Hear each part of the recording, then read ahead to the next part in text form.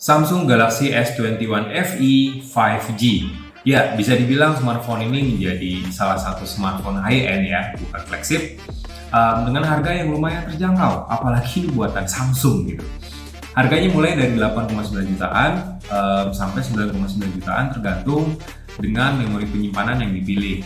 Jadi kebetulan gue udah pakai smartphone ini dengan varian yang paling murah 128GB, harganya 8,9 jutaan. Dan video unboxingnya juga udah bisa kalian tonton karena udah upload beberapa hari sebelumnya. Nah, gue udah pakai HP ini tuh ya selama beberapa hari, semingguan lebih kayaknya. Makanya dalam video kali ini gue mau membeberkan 10 hal yang harus kalian tahu sebelum beli Samsung Galaxy S21 FE. Jadi 10 hal ini gue dapetin based on pengalaman gue pas gue pakai Samsung Galaxy S21 FE sebagai daily driver. Jadi tonton terus, yuk!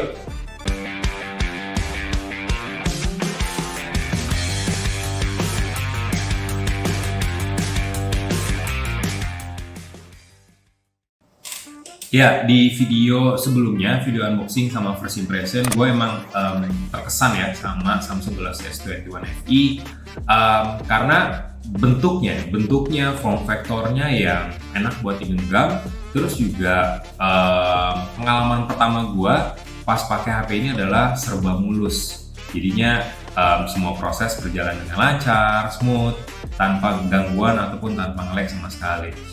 Tapi hal pertama yang harus kalian tahu tentang HP ini sebelum beli adalah dusnya yang kecil, terus juga nggak ada adapter charger. Jadi kalau misalnya beli HP ini kayak berasa beli HP batangan tapi baru gitu, HP baru tapi batangan. Jadi dalam paket pembelian ini nggak ada soft case kayak HP-HP merek Cina kayak Xiaomi, Realme, dan Oppo, Vivo dan sebagainya gitu ya. Nggak ada soft case, terus nggak dapat adapter charger pula. Jadi isinya cuma ada kartu garansi, buku panduan, SIM ejector yang biasa aja, dan juga kabel USB Type-C to Type-C. Sebenarnya ketiadaan adapter charger sih, ya ini memang dipopulerkan oleh Apple ya pertama kali dengan alasan go green dan untuk mengurangi sampah elektronik yang membunuh yang banyak banget gitu ya. Oke, itu gua apresiasi. Tapi harusnya kalau mau go green ya totalitas, ya seperti Apple, tirulah Apple. Gue lihat box dari iPhone terbaru itu minim material plastik. Pemakaiannya, koreksi bila gue salah gitu ya, material pemakaiannya pakai kertas daur ulang kalau nggak salah. Nah, kalau Samsung Galaxy S21 FE malah wrapping dusnya aja masih pakai plastik. Plastiknya tebal pula. Terus pas kita buka, kalian bisa lihat di video unboxing, pas kita buka, HP-nya juga masih dilapisin sama plastik. Ya kalau mau go green ya go green sekalian. Mendingan gak usah pakai plastik, ya udah aja pakai segel kertas yang tetap itu juga bisa melihat maksudnya menjadi validitas apakah HP itu masih baru ataupun udah dibuka segelnya gitu ya. Jadi ya mungkin ini saran buat Samsung untuk next generation-nya. Jadi ya totalitas aja kalau menghilangin adapter charger atau mau ya go green dengan meminimalisir sampah elektronik dan juga sampah plastik, ya udah benar-benar hilangin dan pakai bahan-bahan yang daur ulang. Nah, tadi udah gue mention. Jadi hal yang kedua yang gue rasakan dan harus kalian tahu juga, smartphone ini tuh desainnya sederhana sob. Jadi desain sederhana ini nggak jelek, bagus malah. Tapi ya subjektif memang, karena gue suka hal-hal yang simpel, jadinya gue suka sama desain dari Samsung Galaxy S21 FE. Warnanya cuma satu tone warna aja dan kelihatan halus gitu. Terus juga warnanya pun melapisi bodi plastik yang berkualitas juga. Jadi meskipun materialnya plastik, terus frame aluminiumnya lebih tipis daripada S21 series, tapi build quality smartphone ini tuh tetap berkualitas, tetap bermutu tinggi.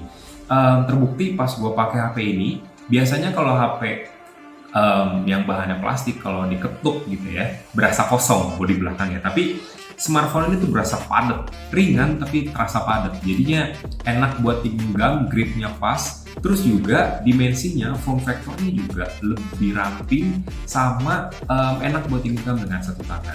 Meskipun ukurannya sendiri ya memang masih lebih tipis dari S21 standar, tapi smartphone ini tetap enak buat digenggam, buat dikantongin, pokoknya pas lah smartphone ini.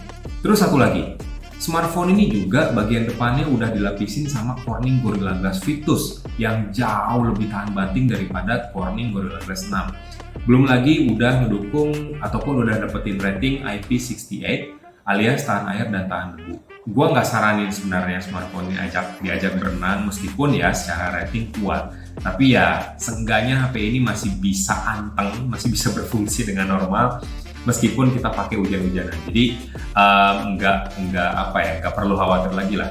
Ya smartphone ini memang pas banget buat pemakaian di berbagai kondisi sih.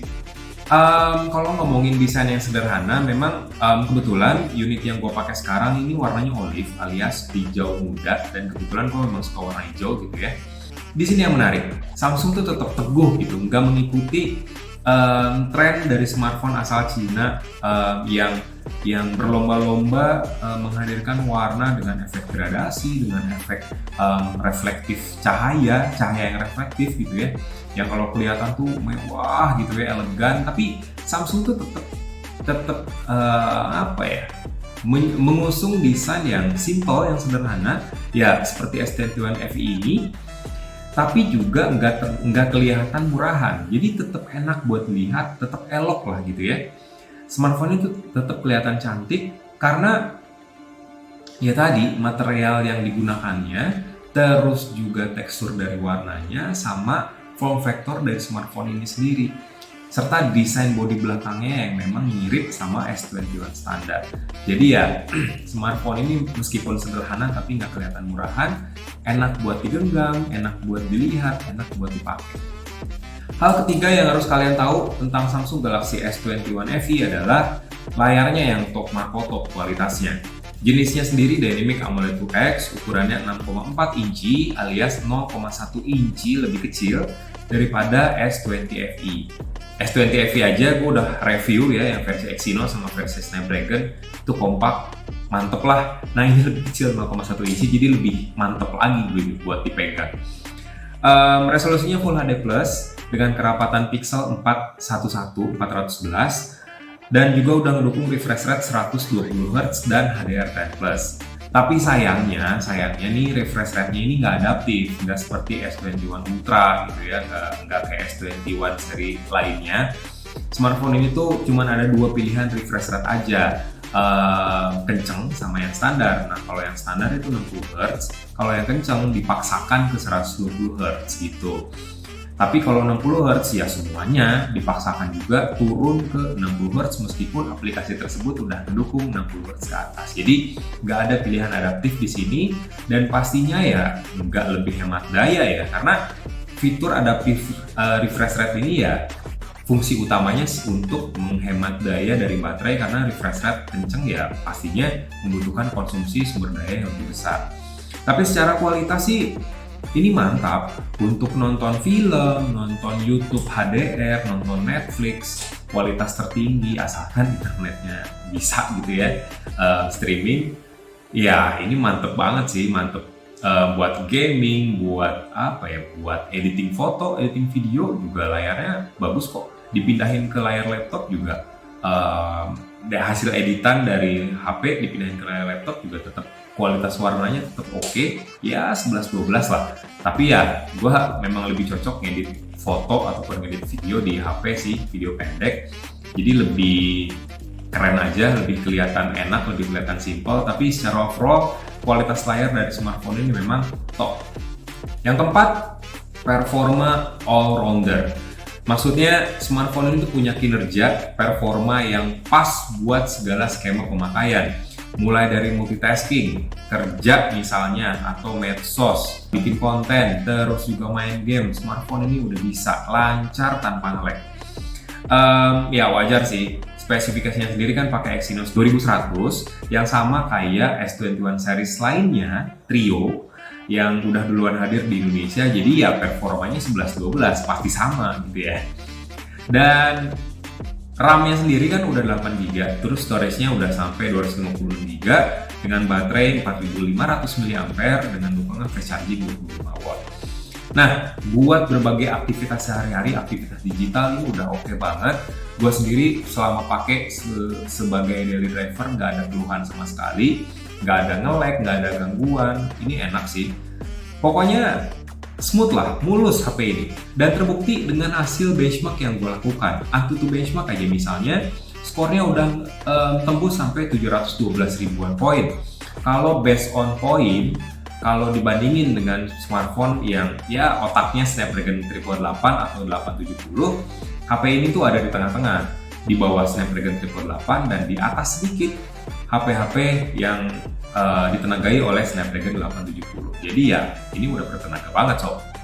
Hal kelima nih ya yang harus kalian tahu nih ya buat yang mau beli S21 FE adalah baterainya sob. Baterainya awet, 4500 mAh ini awet, ditambah sama Exynos 2100 yang secara pintar, based on PCMark nih ya, yang secara pintar bisa menyesuaikan kebutuhan sumber daya dengan kebutuhan gitu ya. Kalau misalnya kebutuhannya berat, sumber daya dan clock speed-nya bakal ditingkatin ke level maksimal. Tapi kalau misalnya kebutuhannya ringan, kayak medsos, chatting, ya udah Exynos 2100 tuh otomatis langsung kayak misalnya kayak low mode gitu, low power mode. Jadi ya memberikan sumber daya yang sesuai dengan kebutuhan pengguna. Dan itu berimbas dengan awetnya baterai S21 FE. Based on pengujian gua pakai PCMark Battery Life, smartphone ini tuh bisa bertahan sampai 9 jam 28 menit dengan baterai tersisa 16%. 9 jam 28 menit ini screen on time-nya. Bayang dong, lama banget loh ini. Terus juga gua udah nyoba muter video YouTube Full HD sampai baterainya benar-benar habis dari 100 sampai 0%. Butuh waktu 14 jam 4 menit gua muter video YouTube terus-terusan sampai 0% baterainya, benar-benar habis. Ini tergolong awet untuk sebuah smartphone dengan baterai 4500 mAh. Padahal ya smartphone high-end di kelasnya mungkin udah ada yang 5000 bahkan 5000 ke atas gitu ya. Tapi ini 4500 mAh aja udah lumayan awet, udah bisa menemani aktivitas kita nyari seharian. Proses chargingnya juga cepat, cukup 1 jam 15 menit dari 0 sampai 100%, asalkan pakai adaptor bawaan Samsung ya. Gue ngecas pakai adaptor bawaan Samsung dengan output 25 watt, dapatnya 1 jam 15 menit. Tapi kalau misalnya kalian pakai adapter charger pihak ketiga mungkin lebih lama, mungkin juga sama ya. Gue nggak melakukan pengetesan pakai adapter charger pihak ketiga karena menurut gue lebih aman aja pakai adapter charger bawaan Samsung meskipun harganya lebih mahal. Memang adapter charger kan nggak termasuk dalam paket pembelian. Nah, tapi kalau di toko online di official store itu rentang harganya dari 200 sampai 300 ribuan tergantung dengan outputnya. Ada yang 25 watt, ada yang 45 watt. Jadi kita tinggal pilih aja pakai adapter charger bawaan yang disediakan oleh Samsung. Keenam nih sob, Samsung Galaxy S21 FE kan udah gue sebut sebelumnya kalau HP ini tuh all-rounder ya. Gaming aman, mantap, kerja juga oke gitu ya. Nah, smartphone itu bener buat main game tuh enak banget, apalagi layarnya kan 120 Hz smooth gitu ya buat main FPS, MOBA. Apalagi gamenya udah mendukung 90 Hz ke atas, enak banget sih, lancar pokoknya. Dan percaya atau enggak, di sini tuh ada fitur gaming tersembunyi. Nah, fitur gaming bawaannya sendiri kan namanya Game Booster. Tapi kalau dilihat, wah terbatas banget fiturnya. Ternyata kita harus download dulu ke Galaxy Store biar dapetin fitur namanya Game Plugins. Nah, di Game Plugins ini tuh ada banyak fitur namanya kayak Perf-Z buat nampilin presentasi pemakaian CPU, GPU, terus juga temperatur ponsel, sampai informasi FPS alias FPS counter. Terus juga ada fitur baru namanya Aim Assist. Ini enak banget. Jadi naruh kayak ya tahu kan kayak lingkaran buat nembak di bagian tengah layar yang memudahkan kita biar gampang menargetkan musuh pas main PUBG atau COD. Asli ini bantu banget sih. Bisa diubah warnanya, terus opacity-nya bisa diubah. Ini fiturnya mirip kayak yang ada di ROG Phone. Ya, mirip. Jadinya ini sangat membantu banget buat aktivitas gue main game.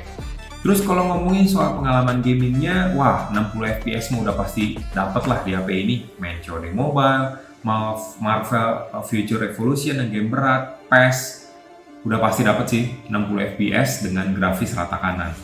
Yang ketujuh, Samsung Galaxy S21 FE 5G adalah smartphone pertama dari Samsung yang pakai One UI 4 berbasis Android 12 langsung, tanpa harus download update dulu dari Android 11. Jadi pas kalian beli HP ini, nyalain langsung dapat Android 12. Android 12 sendiri, apalagi One UI 4, ini tuh UI-nya, UX-nya, wah mantep banget sih. Bersih, minim bloatware, terus juga smooth dan mulus. Apalagi ditambah dengan layar yang 120Hz sama kinerjanya yang ditopang sama Exynos 2100 ya. Selain itu juga fitur privasi dan keamanannya juga jauh lebih mantap. Jadi sekarang kita bisa mengatur privasi dan keamanan, izin dari aplikasi, izin akses gitu ya, dari aplikasi lewat fitur namanya Privacy Dashboard. Di fitur ini tuh kita bisa melihat aplikasi mana aja yang pakai akses atau izin terpenting yang berkaitan dengan privasi, kayak misalnya mikrofon, kamera, dan lain sebagainya. Kita sering nggak sih lagi ngomongin apa gitu ya, terus di Instagram atau Facebook tiba-tiba keluar iklan yang sama dengan yang kita obrolin. Nah, mungkin aja mikrofon di HP kalian itu nyala pas aplikasi ini diakses. Jadi ya kita bisa ngatur lewat Privacy Dashboard ini. Jadi privasi dan keamanan di S21 FE ini jauh lebih oke, apalagi ya memang Android 12 memang fokus ke hal tersebut gitu ya. Di samping itu juga ya antar mukanya jauh lebih bersih, terus juga bisa dipersonalisasi. Jadi sekarang ada fitur namanya Color Palette, itu bisa mengubah warna, icon, terus juga background dan lain sebagainya sesuai dengan tone warna atau ya clear warna dari wallpaper yang kita pilih.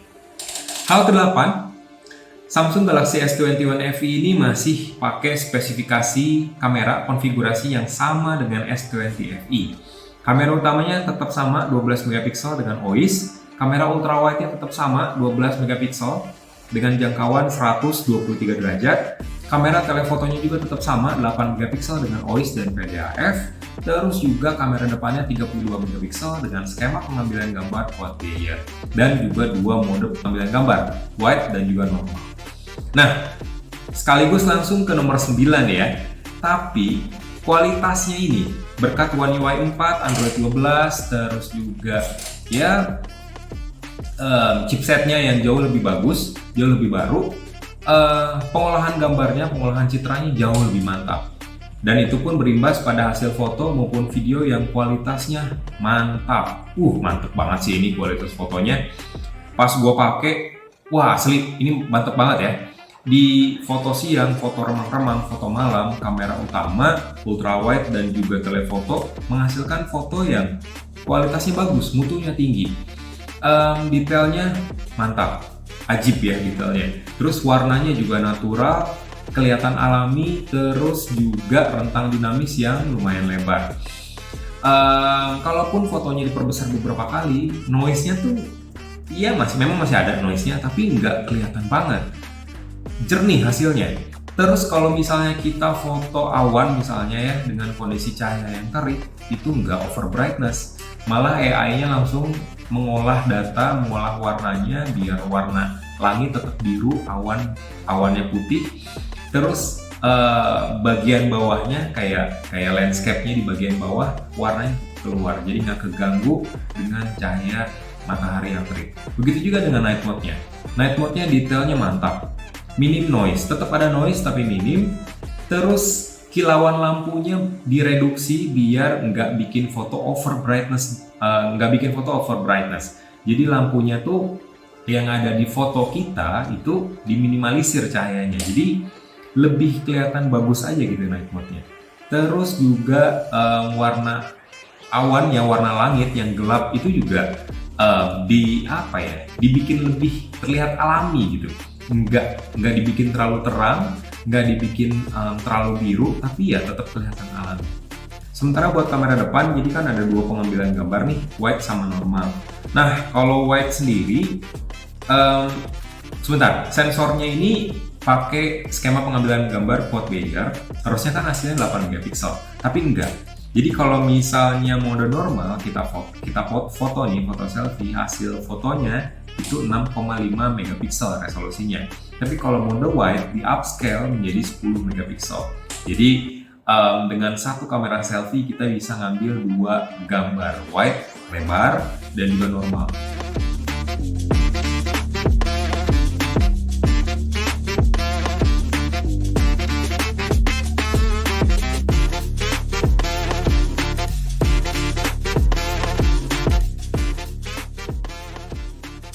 Hal terakhir, harga Samsung Galaxy S21 FE ini murah buat sekelas HP high-end dari Samsung ya. Kita tahu lah harga HP high-end dari Samsung ya lumayan lebih tinggi gitu ya daripada para kompetitornya. Lihat aja Galaxy A series misalnya. Kalau menurut gue pribadi ya cukup mahal dengan spesifikasi yang ditawarkannya gitu ya, kayak Galaxy A72 aja. Itu mahal, termasuk mahal kalau menurut gue ya. Tapi Samsung Galaxy S21 FE ini justru kelihatan murah untuk HP high-end dari Samsung. Speknya ala-ala S21 series, Exynos 2100. Layar yang berkualitas, desainnya juga sama S21 series, cuma beda material aja ya sama kualitasnya. Tapi dengan harga 8,9 jutaan mulai minimal dan harga maksimalnya 9,9 jutaan, smartphone ini tuh tergolong murah kalau menurut gua. Cuman sayangnya ada beberapa kekurangan yang menurut gua harusnya Samsung yang menghilangkannya gitu ya. Harusnya Samsung tuh menghilangkan kekurangan ini di generasi-generasi selanjutnya gitu ya, termasuk S21 FE. Salah satunya adalah nggak ada microSD. Buat orang yang pengen beli HP ini murah, ya pastinya kan beli yang 128GB, harganya 8,9 jutaan.